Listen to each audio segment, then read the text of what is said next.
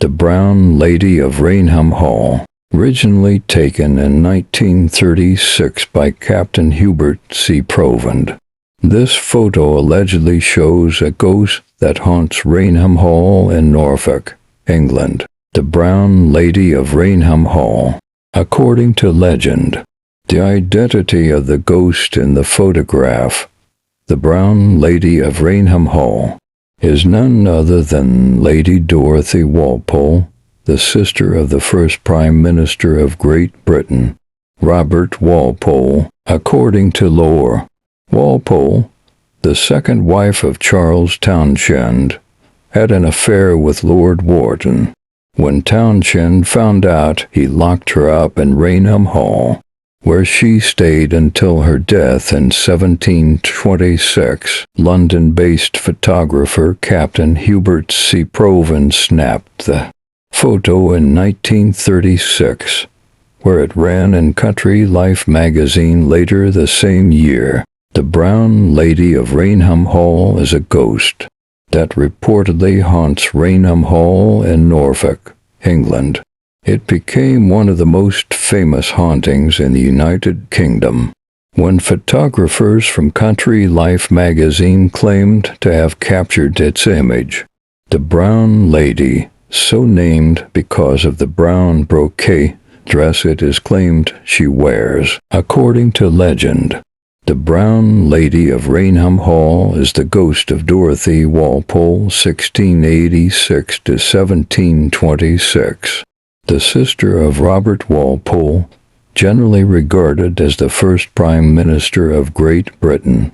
She was the second wife of Charles Townshend, 2nd Viscount Townshend, who was notorious for his violent temper. The story says that when Townshend discovered that his wife had committed adultery with Lord Wharton, he punished her by locking her in her rooms in the family home, Rainham Hall.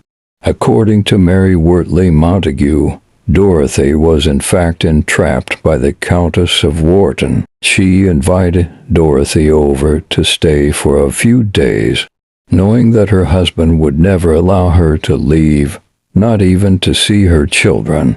She remained at Rainham Hall until her death in 1726 from smallpox. 1. The first recorded claim of a sighting of the ghost was by Lucia C. Stone concerning a gathering at Rainham Hall in the Christmas of 1835.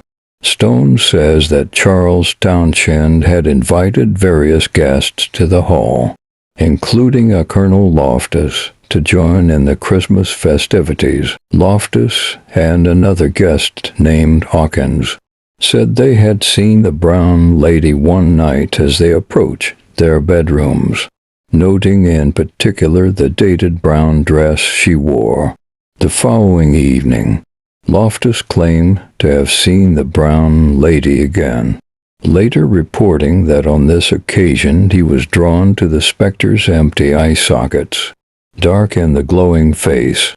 Loftus' sightings led to some staff permanently leaving Rainham Hall. The next reported sighting of the Brown Lady was made in 1836 by Captain Frederick Marryat, a friend of novelist Charles Dickens, and the author of a series of popular sea novels. It is said that Marryat requested that he spend the night in the most haunted room of Rainham Hall to prove his theory that the haunting was caused by local smugglers anxious to keep people away from the area. Writing in 1891, Florence Marryat said of her father's experience, he took possession of the room in which the portrait of the apparition hung and in which she had been often seen, and slept each night with a loaded revolver under his pillow. For 2 days, however, he saw nothing, and the third was to be the limit of his stay. On the third night, however, 2 young men nephews of the baronet knocked at his door as he was undressing to go to bed, and asked him to step over to their room, which was at the other end of the corridor. and give them his opinion on a new gun just arrived from London. My father was in his shirt and trousers, but as the hour was late, and everybody had retired to rest except themselves, he prepared to accompany them as he was. As they were leaving the room, he caught up his revolver. "In case you meet the brown lady," he said, laughing, when the inspection of the gun was over. The young men in the same spirit declared they would accompany my father back again. "In case you meet the brown lady," they repeated, laughing also. The three gentlemen therefore returned in company. The corridor was long and dark, for the lights had been extinguished, but as they reached the middle of it, they saw the glimmer of a lamp coming towards them from the other end. One of the ladies going to visit the nurseries, whispered the young Townsends to my father. Now the bedroom doors in that corridor faced each other, and each room had a double door with a space between, as is the case in many old-fashioned houses.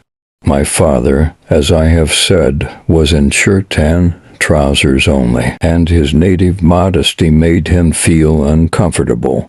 So he slipped within one of the outer doors, his friends following his example, in order to conceal himself until the lady should have passed by. I have heard him describe how he watched her approaching nearer and nearer through the chink of the door until, as she was close enough for him to distinguish the colors and style of her costume, he recognized the figure as the facsimile of the portrait of the brown lady. He had his finger on the trigger of his revolver, and was about to demand it to stop and give the reason for its presence there, when the figure halted of its own accord before the door behind which he stood, and holding the lighted lamp she carried to her features, grinned in a malicious and diabolical manner. Ahem! This act so infuriated my father, who was anything but lamb-like in disposition, that he sprang into the corridor with a bound, and discharged the revolver right in her face. The figure instantly disappeared. The figure at which for several minutes three men had been looking together, and the bullet passed through the outer door of the room on the opposite side of the corridor, and lodged in the panel of the inner one.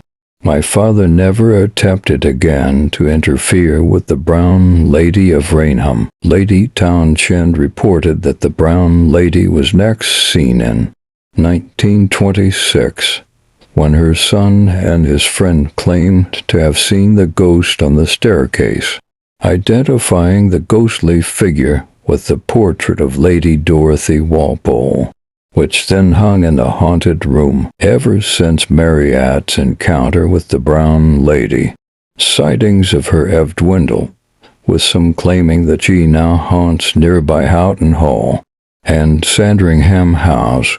Spooky.